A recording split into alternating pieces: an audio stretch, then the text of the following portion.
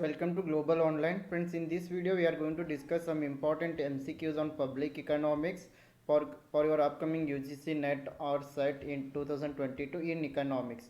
And friends, if you are preparing for UGC NET or any state level SET in economics, this crash course is very helpful for you. In this crash course, you will get complete theory lectures, complete MCQs lectures, entire syllabus mock tests are available. We are providing notes on all the units. Practice MCQ set is available. You can contact this number. You can comment in the comment section, or else you can also download our global online app from Play Store. Then you can search UGC NET economics. Then you can access the material. So let us move to the questions. Here the first question is, maximum social advantage is achieved when? Option A, total social sacrifice is equal to total social benefits. Option B, marginal social sacrifice is equal to marginal social benefit. Option C, net social sacrifice is equal to net social benefits. Option D, average social sacrifice is equal to average social benefits. So maximum social advantage, yes, as you all know, it is achieved where MSB and MSS both the curves are intersecting. So there we can achieve the maximum social advantage. So at that point, marginal social sacrifice, that is MSS curve and MSB curve, both are equal, both are intersecting.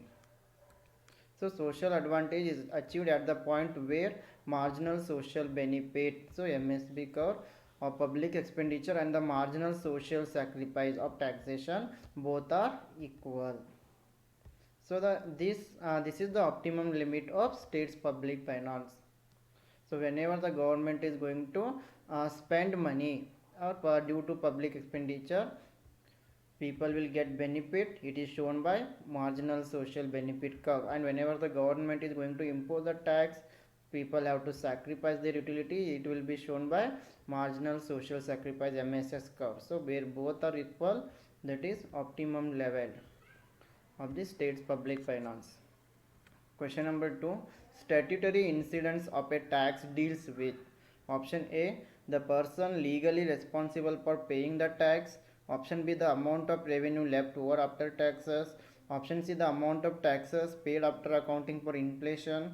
Option D, the amount of tax revenue generated after a tax is levied. So here the right answer is option A, statutory incidence of a tax. It means the person legally responsible for paying the tax. The person actually who is going to pay the tax, he is known as, yes, the person who is actually paying the tax is known as this incidence of tax. Yes, sometimes what happens, the impact of the tax will be on different person and the actual incidence of the tax is on different person. For example, whenever you are going to buy goods, yes, currently the seller is going to pay the tax, but after after some time, whenever people are going to buy the goods, he is going to transfer the tax to the buyers. So statutory incidence refers to the individual or group of individuals who are responsible for physically remitting a particular tax. Actually, who is going to pay the tax is known as the incidence of tax. Question number 3. Which one of the following committees recommended to establish the National Bank for Agriculture and Rural Development, that is NBARD, in India? Option A, Narsimham Committee. Option B, Chakravarti Committee. Option C, Abhijit Sen Committee. Option D, Shivaraman Committee. So here the committee which was recommended to establish NBARD in India is Shivaraman Committee. Yes, if you go through the Shivaraman Committee, Shivaraman Committee was related to NBARD. And this committee was formed on 30 March in the year of 1979. Yes, at that time the chairman was Shri B. Shivaraman. And B. Shivaraman was former member of the Planning Commission, Government of India. And RBI constituted a committee to review the arrangements for institutional credit for agriculture and rural development. Then NBARD, National Bank for Agriculture and Rural Development, came into existence on 12 July 1982. by transferring the agricultural credit function of RBI and refinance functions of then agriculture refinance and development of corporation. Question number 4. Which of the following statements are correct regarding Finance Commission in India? Option A. Finance Commission is constituted under Article 275 of the Constitution. Option B. The provision for grants in aids to the states are provided for under Article 280. Which of the above statements are correct? Choose the correct answer from the codes given below. So 4 options are given here. Option A, only A is correct, only B is correct, both A and B are correct, neither A nor B. So here option D is correct, neither A nor B, because the Finance Commission are periodically constituted by the President of India under the Article 280. But here in question it is given 275. So Finance Commission, it is constituted under the Article 280 of the Indian Constitution, and Article 275. Article 275 is going to provide the payment of such sums as Parliament may by law provide as grants in aid of the revenues of such states as Parliament may determine to be in need of assistance. So grant in aid, the Article 275 is related to grants in aid, and Article 280 is related to establishment of the Finance Commission. So here neither A nor B are correct. Question number 5. The problem relating to burden of public debt has been dealt by A.P. Lerner, B. E.D. Domer, A.C. Pigu, A.H. Hansen. Select the correct answer from the options given below. So here the right answer is option B. B and C are correct here. E.D. Domer and E.C. Pigu. Yes, these two economists are related to burden of public debt. Yes, the problem relating to burden of public debt has been dealt by E.D. Domer and A.C. Pigu. Question number 6. Arrange the following in chronological order. A. The Indirect Tax Enquiry Committee. B. Tax Reforms Committee. C. Taxation Enquiry Commission. D. The Direct Tax Enquiry Committee. So here the right answer is option D is correct here. First one is Taxation Enquiry Commission, and second one is the Direct Tax Enquiry Committee, third one is the Indirect Tax Enquiry Committee, and the last one is Tax Reforms Committee. Question number 7, assertion and reason question. Assertion is the government is resorting to disinvestment of some of the public sector units, and the reason is public sector units have not generated enough employment opportunities. So assertion is the government is resorting to disinvestment of some public sector units. Yes, correct it is. Reason is public sector units have not generated enough employment opportunities. So when it comes to reason, yes, assertion is true here, and also public sector is not generating much revenue. Both are correct, but this is not major reason for disinvestment. So here both assertion and reason are true, but reason is not the correct explanation of assertion. Question number 8. The assertion is the Reserve Bank of India follows the policy of controlled expansion of money supply, and the reason is India aims at rapid economic growth with macroeconomic stability. So here also 4 options are there. Here both assertion and reason are correct, and reason is correct explanation of assertion. Yes, the Reserve Bank of India follows the policy of controlled expansion of money supply. Yes, it is true. And India aims at rapid economic growth with macroeconomic stability. So reason is also correct, and reason is supporting the assertion here. Question number 9. The whole burden of tax will be borne by the consumer if option A, the demand for commodity is perfectly elastic and supply is perfectly inelastic. Option B, the elasticity of demand for a commodity is same as the elasticity of supply of the commodity. Option C, the demand for a commodity is inelastic and supply is perfectly elastic. Option D, the elasticity of demand for a commodity is less than the elasticity of supply of the commodity.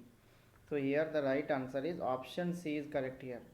The whole burden of the tax will be borne by the consumer if the demand for a commodity is inelastic. Demand is inelastic means here the buyer is not having any other choices. He has to select that good only. So in this case, whatever may be the price, the buyers have to buy it. And supply is perfectly elastic means suppliers sellers can increase the supply. So in this case, the entire burden of the tax will be on the consumer.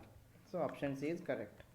So if supply is perfectly elastic, it means that demand is perfectly inelastic. In this case, consumer will bear the burden of the tax. And inversely, if demand is perfectly elastic, it means supply is perfectly inelastic. In this case, producers, they cannot increase the production in whatever quantity they want. So in here, the burden of the tax will be on sellers. Question number 10. Consider the following statements. A. The main objective of the National Agricultural Insurance Scheme (NAIS) is to protect the farmers against losses suffered by them due to crop failure on account of national calamities. B. The National Agricultural Insurance Scheme (NAIS) is available to all the farmers, both loanee and non-loanee, irrespective of their size of holdings. So which of the statements given above are correct? So here both A and B are correct here. So if you go through the NAIS, National Agriculture Insurance Scheme, so this was introduced in the country from 1999 2000. So Rabi season it was replaced by Comprehensive Crop Insurance Scheme. So this CCIS, Comprehensive Crop Insurance Scheme, this was in operation since 1985. Question number 11. Why do individuals act in riskier ways after being insured? Option A, due to the problem of adverse. Option B, due to the problem of false confidence. Option C, due to the problem of moral hazard. Option D, due to the problem of screening cost. So individuals act in riskier ways after being insured also because of the problem of moral hazard. So option C is correct. So moral hazard means it is a situation in which one party gets involved in a risky event knowing that it is protected against the risk and the other party will incur the cost. So here it arises when both the parties have incomplete information. So because of this moral hazard, people act riskier after getting insured also. Question number 12. During a depression, which of the following policy instruments should be used? Option A, during the depression, which of the following policy instruments are used? Option A, taxes should be increased. So in the depression period. Option B, taxes are kept unchanged and public expenditure is increased. Option C, public expenditure is reduced. Option D, there should be a balanced budget. So during depression, yes, the government should not increase the taxes, then public expenditure should be increased, not reduced. So and government won't maintain balanced budget in the depression. So in here option B is correct. So taxes are kept unchanged and public expenditure is increased in the case of depression. So during a depression, a deficit budget can be created in the following ways. First one is the level of public expenditure is kept unchanged but the tax rates are reduced. This is the first way to create deficit budget. Public expenditure can be kept unchanged but tax rate should be reduced. And the second one is taxation rates are kept unchanged but public expenditure is increased. These are two ways to create deficit budget in case of depression. But the second method is regarded as the most significant method. Question number 13. Assume that an economy begins in macroeconomic equilibrium then taxes are significantly decreased as a result of this change. Yes, the economy is beginning with the macroeconomic equilibrium and taxes are decreased here. Because of this, option A, there is expansion and deflation in the economy. Option B, there is recession and deflation in the economy. Option C, there is expansion and inflation in the economy. Option D, there is stagflation in the economy. So here option C is when tax rates are decreased, there is an expansion and there is a problem of inflation in the economy. Question number 14. A toll tax is a tax based on which of the following? Option A, the benefit principle. Option B, horizontal principle. Option C, vertical equity. Option D, tax progressively. So a toll tax, it is based on the benefit principle. People are going to pay the toll tax based on their benefits receiving. So benefit principle, it is a concept in the theory of taxation from public finance. Its basis is taxes to pay for public goods expenditure on a politically revealed willingness to pay for the benefits received. Question number 15. Canon of equity in taxation is generally considered to be satisfied by option A, proportional taxation, option B, progressive taxation, option C, regressive taxation, option D, lump sum tax. So here canon of equity in taxation, it is satisfied by progressive taxation. So option B, progressive taxation is correct. So progressive tax, it is one where the average tax burden increases with income. So whenever income increases, tax amount also increases. It means high income families pay disproportionate share of the tax burden, while low and middle income taxpayers should pay relatively small amount of tax. Question number 16. Fiscal and monetary policies are intended to combat option A, structural unemployment, option B, frictional unemployment, option C, cyclical unemployment, option D, both A and B. So these fiscal policy and monetary policy both are aiming at solving the problem of structural unemployment and frictional unemployment. So both A and B, option D is correct. So frictional unemployment, it is the result of workers searching for new employment.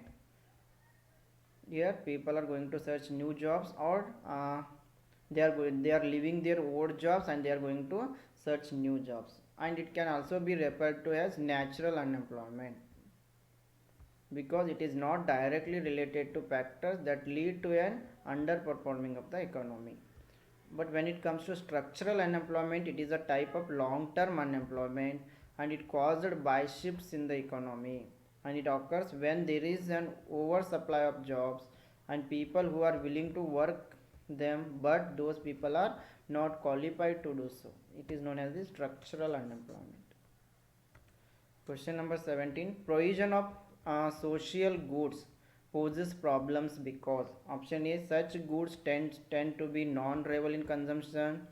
Option B, individual consumer preferences with respect to these goods is not revealed. Option C, market mechanism is not well suited for the provision of such goods. Option D, all of the above. So here provision of social goods is having all these problems. So option D, all of the above is correct. Question number 18. The difference between total public revenue and total expenditure in a particular year is termed as option A, primary deficit, option B, revenue deficit, option C, budgetary deficit, option D, fiscal deficit. So the difference between total public revenue and total expenditure, it is known as the revenue deficit. So revenue deficit, if the government has a revenue deficit, it means that income cannot cover its expenditure. Government revenue is less but government expenditure is more, and this revenue deficit can be calculated by subtracting total revenue expenditure from total revenue received. Then the next question is, assertion is the burden of union taxation is borne mainly by the lower and middle groups in India. So the burden of union taxation is borne mainly by the lower and middle class people in India, and the reason is the tax structure is such that taxes, I think it is incomplete.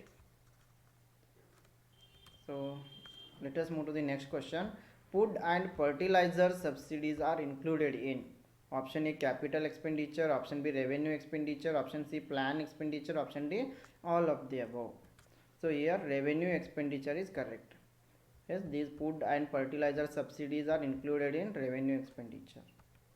The next question is, the agricultural holding tax was recommended by a committee headed by option A C.H. Hanumantarao, option B M.L. Dantwala, option C R.J. Chalaya, option D K.N. Rao. So this agricultural holding tax, this was recommended by K.N. Raj committee. So the Committee on Taxation of Agricultural Wealth and Income, it was chaired by K.N. Raj, and it had recommended the introduction of agricultural holding tax. Question number 22. Which one of the following sources of central revenue belongs to the category of indirect taxes? Option A corporation tax, option B customs, option C wealth tax, option D interest receipts. So here the sources of revenue which is belong to indirect taxes is custom duties are known as the indirect taxes. Remaining corporation, wealth, interest payments are direct taxes. So custom duty means these are the taxes which are imposed on the export and import of the goods and services. And the government is going to use these custom duties for revenues, safeguard domestic industries, and regulate movement of goods. The next question is, the incidence of a sales tax will be on the seller when option A the demand for the commodity is perfectly elastic, option B the demand for the commodity is perfectly inelastic, option C the demand curve is rectangular hyperbola, option D the demand for commodity is moderately elastic. So the incidence of a sales tax will be on the sellers when the demand for a commodity is perfectly inelastic. So if supply is perfectly elastic and demand is perfectly inelastic, consumer will bear the burden of the tax, and inversely if the demand is perfectly elastic, supply is perfectly inelastic, producers will bear the burden of the tax. Question number 24, match the following. Let us move to the answer directly. Here the option A is correct. So fiscal deficit, excess of total expenditure over total receipts less borrowing. Then budget deficit, excess of total expenditure over total receipts. Revenue deficit, excess of revenue expenditure over revenue receipt. Primary receipt deficit, excess of total expenditure over total receipt less borrowing and interest payments. Question number 25, match the following. So here the right answer is option A. New economic policy related to liberalization in the period of new economic policy, liberalization was taken place. Then monetary policy, it is for controlling bank credit. Trade policy means it is related to globalization, exports and imports. Fiscal policy, it is deficit and debt management. Okay friends, this is about today's session, and if you want to join our crash course for UGC NET and SET in economics 2022, here you will get complete theory lectures, complete MCQ lectures, entire syllabus mock tests are available with solution PDF, notes are available on all the units, practice MCQ set is available. If you want to join, you can contact this number. You can comment this in video in the comment section. Also you can also download our global online app